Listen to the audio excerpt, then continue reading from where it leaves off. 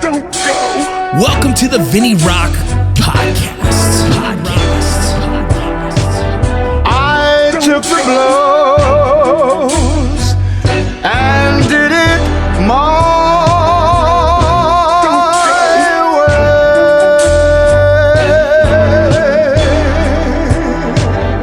way. It's time.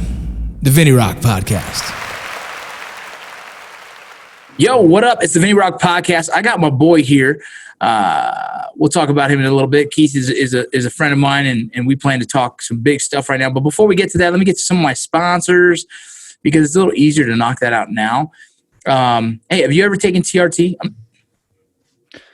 No, not yet. I've heard a lot of good things about it, and it's something I'm looking into, especially now that I hit 30 and after 5 deployments, I noticed I'm getting Well, it's this funny thing, dude. We did a study on 40 veterans, and out of 39 of those veterans had low T.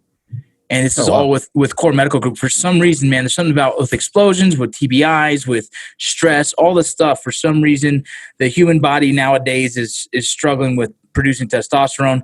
I have a TBI, a minor TBI, but like when you go and test me, like my hormones don't work. We're just not secreting testosterone like we used to.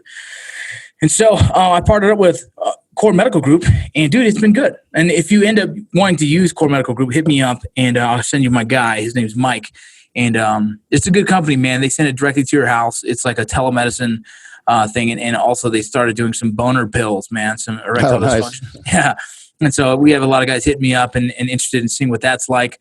I personally can't take those because I have a heart condition, and so. Yeah, I got to find other ways of getting my man strong. You know what I'm saying? There you go. Yeah, it's something I definitely look into. I'll have to check that out. Yeah, we'll hit it up later. GMR Gold, it's a subscription-based precious metal company. So like silver and gold get delivered to my house every month. I have a $200 subscription. And it's cool, man. I have my kids open it up. They enjoy it. It's just gold. It's silver. It's precious metals. It's coins. It's just kind of a novelty item that I really enjoy that has monetary value. So it's something really cool. Nice. You guys should check it out. GMR Gold. Hit him up on, if you go on Instagram, there's a guy named Charlie Stevens. He's the one who runs that. Bro, he's like the most informative dude on precious metals. And so he's actually entertaining social media. Oh, nice. Yeah, I got to put my bonus I just got to work. So maybe start looking into investing in some gold. Yeah, you got to check it out, man. Look, these are some silver stuff. Like I'm going to show you right here. Silver dollars and shit, or silver 50-cent pieces. I don't freaking know. I'm really bad at understanding all that. Either way. Still a cool program. Yeah, it is. It is. Have you heard of Perseverance Survival, the original Whoopee hoodie? Yes, I've seen a few guys at my work. They have those Whoopee hoodies, and man, I need to get one. Yeah. Perseverance Survival, dude. So this guy's a drinking bro. He started his little company. It's kind of blown up. You've seen several other companies try and, imitate, in which it's the business. But Perseverance Survival is the original, and he's also still an active duty member, and he's hustling his business on the side. Super love the dude. I just love seeing that kind of thing. You know what I mean? Yeah, that's awesome. Beyond Clothing is an outdoor expeditionary clothing. It's kind of like hunting, hiking, camping. It's your outdoor gear, dude, and it's high level. It's quality. Have you ever seen anything like this, like a layered system? No, just some of the stuff that we've had in the Army, but I mean, come on, we know that's lowest bidder. So. Yeah, exactly. Yeah, this is not. This is the highest bidder. This is pretty expensive stuff, very quality. It's awesome. Yeah, you got to check that company out. As Beyond Clothing, if you guys are interested, go to beyondclothing.com. Let's see. We also have Willie Peach Chocolate. You got to try some of that, dude. Willie Peach Chocolate. He makes chocolate out of his own house, and he adds different chili pepper levels to it. So think about, you can have a s'more one, which would have like marshmallows and graham crackers, whatever the case in it. And then you go up to another one that's called like, dude, it has like jalapenos in it. And so it's like 6,000 Scoville units. So it's hot. Then he has some that's called like the Moab. And this motherfucker's like 1,000,000 Scoville units. And so it's chocolate mixed with hot peppers. And he does it all out of his house. It's freaking awesome. Veteran-owned company. You like spicy at all? Yeah, not 6 million or 600 million units, but that Taco Bell spicy sauce is good enough for me. That's about, that's the max. Okay, then you're only good with about the 6,000 Scoville units. Yeah. Barry Law. Barry Law is a law firm that focuses on getting veterans their disability ratings that they deserve. It's actually started by a Vietnam veteran who I believe is a Vietnam veteran. Might be, yeah, it's got to be Vietnam, but a Vietnam veteran who's a Cav Scout. I actually have a podcast with them tomorrow to talk about it a little bit more. But it's pretty cool to be represented by veterans and help you try and get the disability percentages that we deserve. We all know how tedious that task is and how hard it is to get your disability. You probably don't know yet because you haven't got out, right? No. Still got about 6 more years, and I'll be dealing with that process. There's a lot of people that won't even deal with it because how tedious it is. There's a lot of people that just say, screw the benefits, which I don't agree. I think if you got injured in the military, you deserve to get covered for the rest of your life, and you deserve a disability. And so these guys here at Barry Law, they'll take care of you. They're, like I said, they're veterans. If you guys are interested at all in Barry Law, you can hit up ptsdlawyers.com/Rocco, and you can hear my story. And these guys are awesome people. And I've had a lot of people message me saying they've done really good for them. So check them out. The last one I'm going to talk about today is Modern Gun School. You can check them out on Instagram. It's called Modern Gun School. Or you can go to www.mgs.edu. This is a distance learning armor school. So you can sign up. Yeah, you can sign up for this with your GI Bill or with your Voc Rehab, they call it. So when you get out, Keith, you got your GI Bill. You want to go to school. Say you don't want to go to actually 4-year, but you want to go do something like a craft, a skill set. Mm-hmm. This will get covered by that. Or Voc Rehab. Say you did 4 years of college, got your degree. Now you're looking to do something a little different. You could use Voc Rehab to pay for this. They will send you everything you need to your house, and you'll start doing distance learning education for an armor. Oh, nice. So, that's badass, right? You can build guns, get certified. I think it's fucking rad. Either way, those are my sponsors. You guys already know my other companies: Letsinger's Whiskey, Warfighter Tobacco, Hero Sports Nonprofit, and Rally Point Hollywood Nonprofit. And now, coming soon, July 15th, is the release of Veteran.com. Keith, what do you know about that? Oh, man, ever since you've been starting this whole veteran thing, you brought me on board early on, just happened to kind of work, and I'm excited for it, man. I love the mission of it. I look forward to Veteran taking off and helping veterans and guys transitioning to get out of the military and becoming part of that veteran community. Hopefully now we have a community where people can get together and really just start supporting each other in a good way. No, for sure. And you had guys get out of the military. Have you had guys struggle from getting out of the military? Is that something you've ever dealt with yourself? Yeah, absolutely. I got a few friends that have gotten out, and some have done really well for themselves. Some really struggled for a while and then kind of finally picked it up and started moving forward with their lives. But I've got one really good friend of mine right now about to get out. Now he's scared because the COVID and everything going on, the economy's going to crap. So it's a scary time right now, especially for guys getting out. Yeah, and that's the thing. I think it's a scary time no matter what, getting out, because you hear all the horror stories of transition. And I'm not saying they're not true, right? I think there's definitely a significant amount of proof that it is difficult transitioning out of the military, and we can pinpoint some of the reasons why. But there is now this cloud that looms over our heads if you decide to get out of the military, because all the horror stories we've heard, and so it's kind of, I think the anxiety alone of getting out, like, shit, is it going to happen to me? Am I going to get am I going to be lost? Am I going to have trouble figuring it out? Right. I think it's a common thing to think about. I mean, look at you. You've done infantry your whole life. Then you've gone into psychological operations. You get out of the military. I mean, there's not a lot of jobs for guys like us. Now, psychological operations, you could potentially get some good gigs out of that, maybe. Yeah, absolutely. NSA or something. I'm curious. There's probably a ton. But infantry, bro, I got out. There was no option. You know what I mean? There was nothing. There's like, oh, you carry a gun. Cool. And I didn't have a skill set that was special. I couldn't type fast. I can't do anything other than, you tell me what you need me to do and I'll do it, kind of thing. Right. Yeah. And so it's definitely scary, man. I mean, I'm thinking ahead right now, just after 20 years, I get out. It's like, what do? I spent 20 years of my life, dedicated to the armed forces.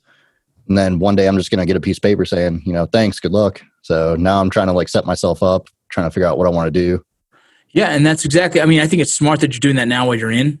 There's a lot of people, I think, now are setting up for when they get out. They're trying to have at least some kind of financial system in place. Yeah. Whether it be business, whether it be, there's a lot of guys now that are doing investments for houses, right? So they're in a good position to use their GI Bill, they buy a house, they rent it out, blah, blah, blah. It's smart, man, because the one thing that you can say about a lot of people who struggle, it roots down to finances. right? Yeah. Like you can't find the job you want, or you can't hold the job you want. You can't pay the bills you need to. And then boom, depression, stress, anxieties. I mean, everything comes from lack of funds. When you're coming from a place in the military where you know you have a paycheck first and 15th, no matter how much you've overdrawn your account, that first or 15th, there's another check coming. Oh yeah, absolutely. And on top of that, you've got free medical, and right. You can always sneak your way into the chow hall. Yeah, exactly. There's ways to figure it out. There's MREs, and there's MREs at any corner. yeah, absolutely. So it's this crazy time, and so. For me, we'll talk on Veteran first before we get into some of the PSYOP stuff that I wanted to talk about. But Veteran in itself is hoping to change that conversation of the anxiety of getting out. Hopefully, Veteran becomes this place, essentially a sanctuary, what our VFWs should have been, what our American Legion should be. But I think for some reason, I think they're just outdated for our culture. They're outdated for our generation of warfighters. And so we don't relate to those as much, right? We don't have this connection to those. And they also had different problems than us. Yeah. We're the only group of American warfighters who did not have to get into a draft. We were all volunteer military. Yeah. That in itself is fucking nuts, bro. Almost 20-something years of war, and we volunteered to keep filling those ranks. That's a different generation. That's a different mindset from those who've been pulled into the service, whether they wanted to do it or not. And they were just, they drew their lucky number and they went. And so I think that's where the disconnect comes from sometimes, I think, from the VFWs and the American Legions, is that, there is a disconnect. And so there is not that sanctuary where veterans can get out of the military and feel at home again, right? Or they can find their community again. And now we have this influx of all these fucking nonprofits, right? Like the hundreds and hundreds and hundreds of veteran nonprofits all have the idea of how they're going to fix this. And who's to say one or the other is right or wrong, right? I think they all fundamentally come from one place.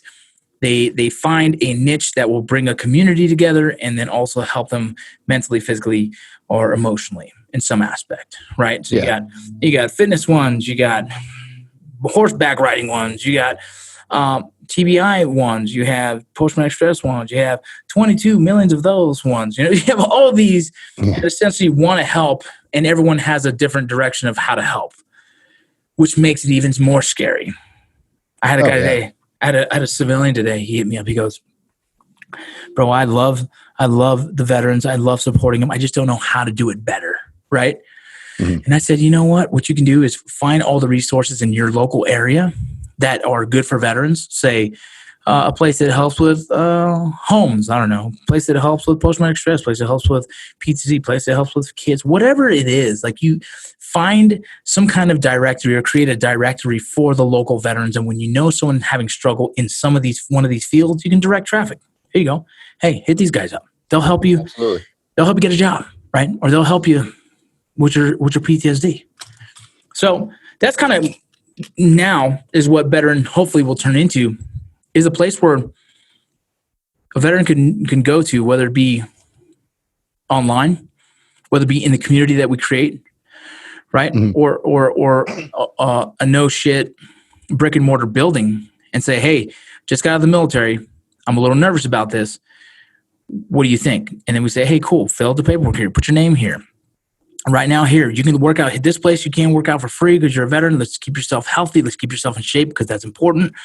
How's your resume looking? Let's build a real resume, not the fucking one they give you at ACAP. The one I had at ACAP was garbage, bro. It was so bad. Yeah, I've seen a few of them. Dude, man. They're so fucking like McDonald's. Yeah, exactly. And so, make them a real resume. Oh, you need a suit for your freaking interview? Well, let me try and source that for you. So essentially, we become that place that gives them every answer that we possibly can, but with self-accountability included, right? We all know that. In the end of the day, self-accountability is everything. Like, you don't have anyone else call you in the middle of the night to wake you up early in the morning to get up and do PT. No. And you wouldn't expect to get out of the military and someone to do that for you then either. For some reason, a lot of our guys are saying, man, there's no one else telling me what to do anymore. Bitch, there was never anyone telling you what to do, to be honest. You know what I mean? Yeah. Fuck. So here we are. So Keith, as a background, is He started out with Ranger Battalion. He had a little snafu and then going to 3rd ID. Yep. And then from 3rd ID, you had how many deployments with 3rd ID? I did. So I did one with 175, and then I did 1 9-month with 3rd ID, and then I've done 3 with PSYOP currently now. Nice. And so with Ranger Battalion, where'd you guys go? Was Iraq or Afghanistan? Afghanistan in 2009. Cool. Yep. In 2009. Oh shit. Yeah. Cool. Yep. And then you did the PSYOP, and that's really the subject for me today, man. Is PSYOP, psychological operations, and we obviously won't be talking about anything that's OPSEC. We won't be talking about anything that's not open source that you can find. But, I called Keith recently and saying, bro, it's crazy to watch. And if you guys don't know my background, I did about 2 years in a PSYOP unit. I was an NCO there, got my 37 Fox. That's my secondary MOS to my left Bravo and my 00 Golf drill sergeant, right? Mm-hmm. And so I had my experience there, and, not going to brag, but I'm going to brag, kind of a humble brag. I was the Leadership Award and Distinguished Honor Graduate. No big deal. Oh, there you go. Or Leadership Award, Honor Graduate, Distinguished Honor Graduate was my other buddy. But, so I did the course. I understood the course. And we started prepping for some stuff in South America. And, just doing the work. Just doing the work at SLAP and learning it and understanding it. And then trying to learn how to implement that on the outside, just in marketing. For me personally, as a guy who's done social media, I'm like, man, how can I use some keywords that might help people be influenced more, right? Like veteran. I want the word veteran itself is a PSYOP campaign, right? You hear that and you're thinking, oh, I know exactly what that means. It means better veteran. It's like it's almost easy to swallow right away when you hear it. And so that's in a sense is part of the trainings I've learned, I've grown accustomed to, and now try and implement in a way where I can be effective and hopefully pushing a positive message in the veteran community. But this is my thing. But you and I know, how are people using social media these days, or how is mainstream media using psychological operations techniques is almost scary. Yeah, it's very close. Just from everything I've done in my job, and then I see how the media uses certain ways and certain wordings, and they have a target audience that they're looking for based off of the current news. I mean, COVID was going on for months because nothing else was going on. So kind of targeting, lower income or lower educated or elderly, and putting out these fears like, oh, if you don't wear a mask, you're gonna catch COVID. Yeah. And then that went on for a couple of months, and George Floyd hit, and then it's like, okay, now everybody has the right to go out and protest. Social distancing doesn't matter now that you want to go protest. Yeah, there was just a post the other day. I mean, it was just on the news. It said no gatherings over 12 people, and then right under that, no protesting over 100 people. And you're like, wait, I'm sorry, what? It's this weird time we're living in. And let's include the facts here. This is an election year. We know what happens in election years. Everyone's chasing the vote. Everyone's chasing the vote of the people. And how do you get people invested in an idea is you get them emotionally invested, right? And so when people feel right now that the world's not going their way, how can they, I guess, get activated into fixing that? Well, give them an emotional attachment to something and have them chase that idea. It's essentially what's happening. And so you have the left and the right, and let's go. You have the far left and the far right. We can play there. Yeah. And it's so divided, right? And you have the far left saying one thing, you have the far right saying one thing, and then you have the media jumping on board and kind of giving a cosign to half of these arguments that are completely fallacies. But it doesn't matter. People are emotionally attached to the idea. It's this COVID-19. We'll just run with that. COVID-19. The death rate of that is below 1% of people who contract this sickness, right? Yeah, absolutely. 1%. It's like, I think it's like 8 something, like 0.8 something, whatever the hell. And so that in itself is like, okay, why are we so scared of this? Now, is it deadly when you catch it? Yes, but so is the flu. And the flu kills at a 3% rate, I believe it is. Somewhere around a 3% rate. And so, okay, why did we shut down everything in America? Well, it's out of the fear of believing that this thing was so deadly. Why? Because they only reported the deaths. They never reported the recoveries. Exactly. And so that's part of you guys who are listening. This is the reason why I wanted to bring Keith on, is because I want to make sure you guys are doing your due diligence in investigating every fucking piece of material that crosses your path. whether it be an article, whether it be a video, whatever it is on your social media feeds, don't be the fucking sheep that just share it without researching it.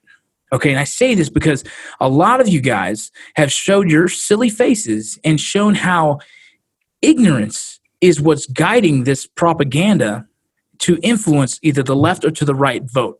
And I'm not saying either one. I think they're both guilty on using psychological operations techniques, not actually using it, but the techniques that I've grown accustomed to know and Keith knows very well. And this is what's driving the division in our country. You have the Democratic Party and the Republican Party. And you're going to have to vote for one of them because that's the way the system's set up. And if I don't want you to vote for the Republican Party, I'm going to make them look really fucking bad. And if I don't want you to vote for the Democratic Party, I'm going to make them look really fucking bad. And now we have all these social media influencers and actors and these people who really have no jurisdiction, and that's just as a term, really have no authenticity to why they have a voice, right?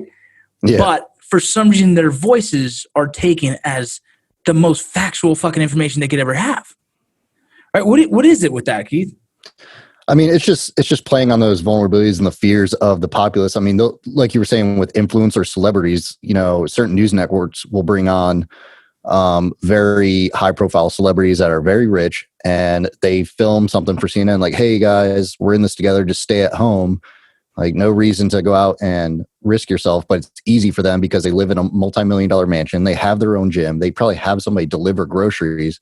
You know, people like you and I, it's like, hey, if we're out of groceries, I got to go to the grocery store and get groceries. Yeah, we got to risk it. You got to risk it, right? You know, and it's this, and I throw out the quotation when I risk it. It's like, look, I definitely don't want to be one getting sick and bringing it to my home, to my family, but I also don't want to see my economy get destroyed off of a fear and not a fact. You see exactly. And that's a lot of, and let me just real quick, a lot of us small business owners struggling when like there's bailouts for these multi-million-dollar corporations. Like this is just part of like this total system that's fucked.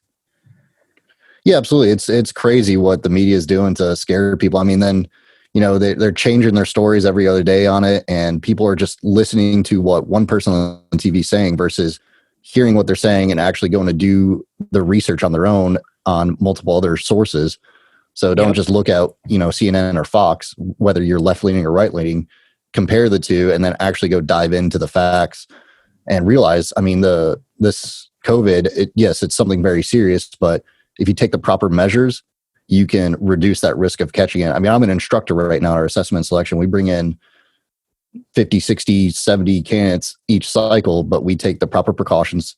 The candidates, when they come in, they get tested, cadre get tested 2 to 3 times per cycle. And that's not just for my job, it's for SFAS and civil affairs. Yep. We haven't had an issue in our committees. But we also make sure the students are wearing masks. They're washing their hands. I mean, they're still out there doing their physical activities, but it's just ridiculous how you can do these little things and be safe. But then when you turn on the news, everybody starts freaking out like, oh man, if I go outside right now, I'm going to catch it.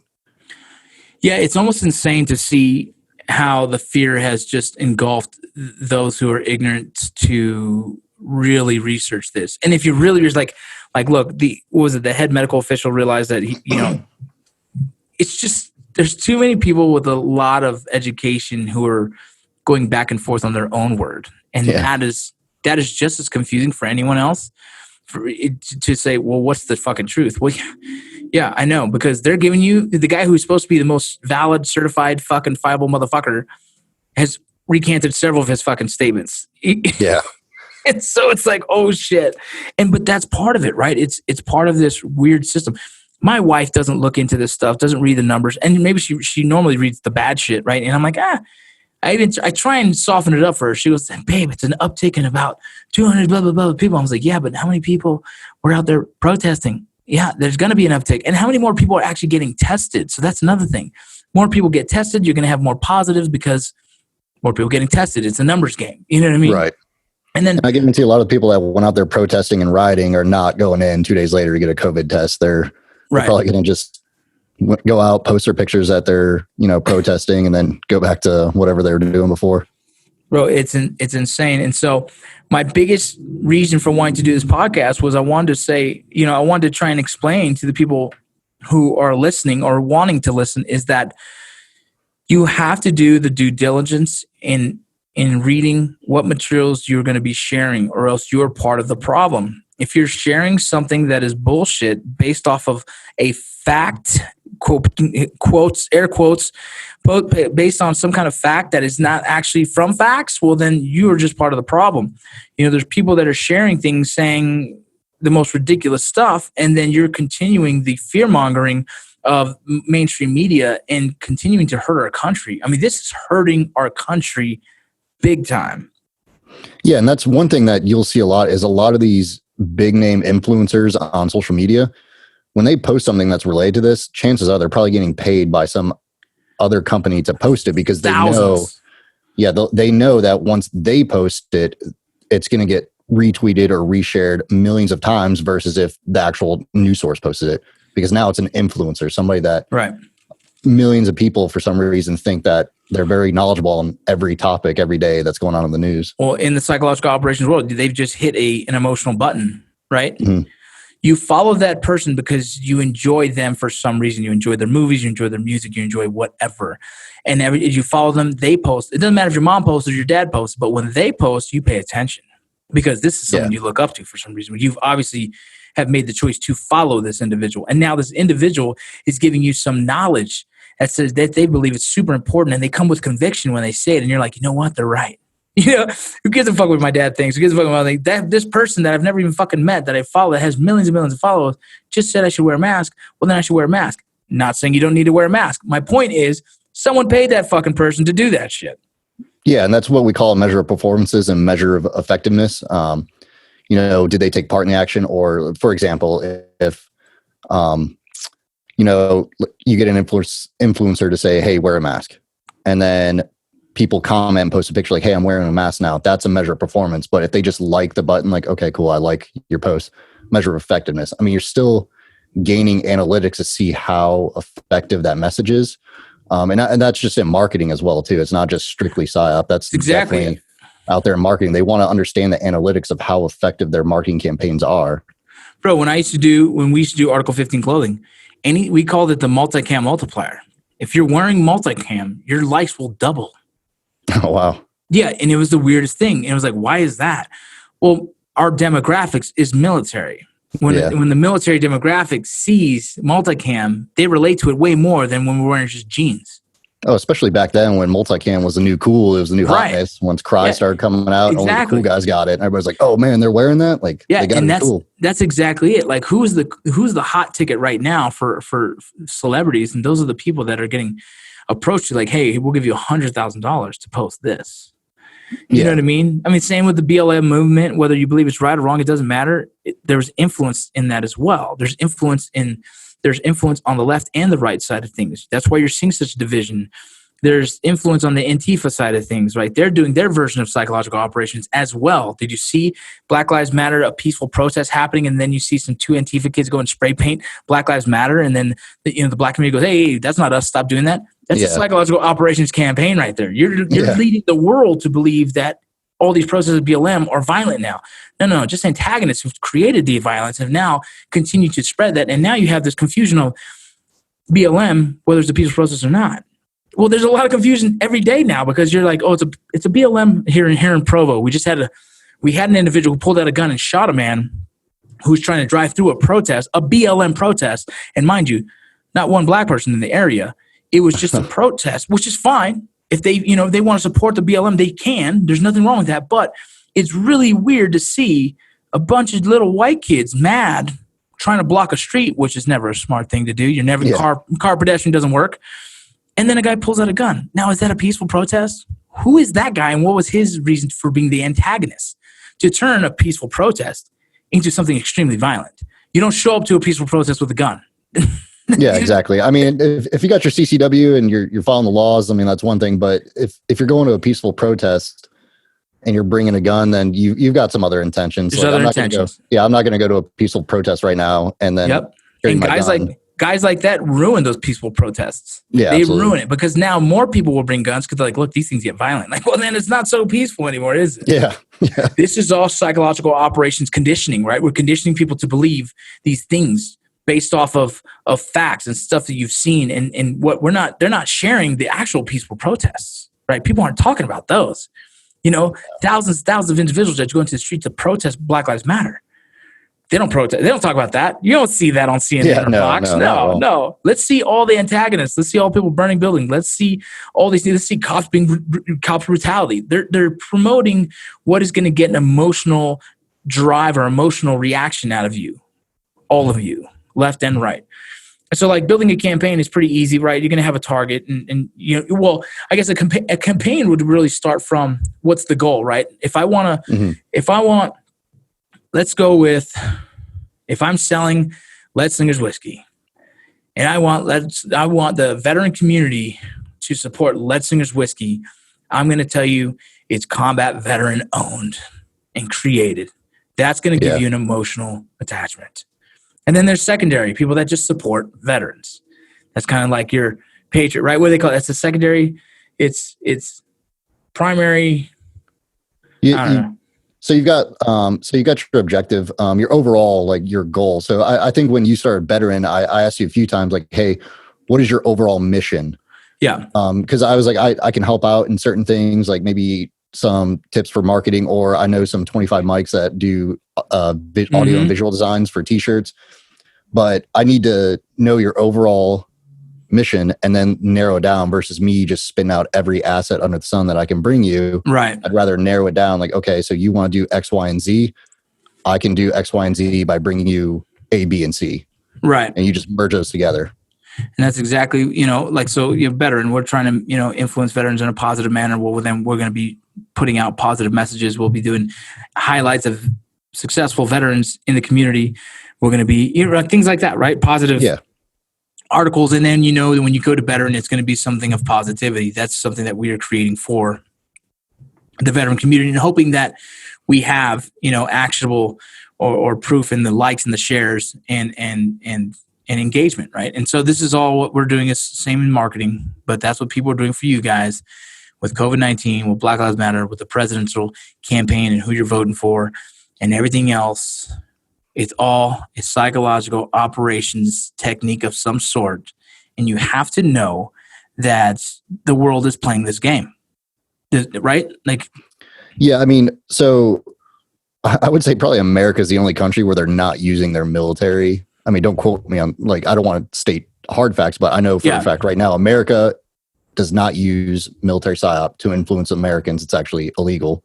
Yeah. I mean, look at Russia, look at North Korea, look at the Chinese. I mean, North Korea is a great example. They definitely don't have the same laws that we do, and they'll definitely use their military to influence their populace. And but I think now it's just after social media blowing up over the years and so many hot button issues with media now not being held accountable for being wrong about something, like, oh, we can just throw this out there, see what reaction happens, and then once it messes up, we'll just move on to something else. We'll go back to COVID. We'll go back to we'll just pull something different. Yeah. So it's ridiculous, and how many news stories go out a day that are false or, just completely out of the blue. And then they'll pull the article, but nothing happens to that company. They don't get fined. They don't lose their rights to be able to publish. I mean, it's crazy. Just recently you got Vanessa Guillen. She was a missing soldier out of Fort Hood, Texas. This is like one of those shady, fucking crazy stories that I hope one day, we can get down to the bottom of the truth of this. But in the search for Vanessa Guillen, and, I haven't posted on this yet because there's not been an actual confirmation, but they are strongly believe this is her remains that they found. Mm-hmm. Super sad story. It's been keeping me up at night. But the craziest thing about this is, how does a soldier go missing a year ago? A gentleman, 20, I think he's 20-year-old kid, he's missing a year ago. They have him down as an AWOL, a deserter, but then they find his fucking remains. And the motherfucker didn't bury himself, people. He was murdered. And still to this point right now, the military has not identified him to be anything other than a deserter, and his family has to pay for the funeral services. Yeah, that's insane. This is insane. And this comes from all of us pushing on social media that where is she? Find Vanessa Guillen. And as we do that, it starts hitting mainstream media, the news, and now they do an investigation. During the investigation, they had someone give them some information, and boom, they find this kid's remains, bones. And then from walking distance, they found another set of remains. Which right now they're still trying to determine whether it's human or not. If I'm right, I believe. And then last, they find in a shallow grave human remains, and currently they believe it is Vanessa Guillen based on a lot of the information and intel they have. But it has not been proven yet. But yes, I'm going to say like it's almost guaranteed. How does a fucking soldier go missing not just for 1 year, but then another soldier for 3 months? And like it's nothing ever happened, right? Like who the fuck is accountable for that shit? That comes down on that higher up leadership, not tracking this. Like, okay, like why did this guy go AWOL? Was he a trouble soldier before?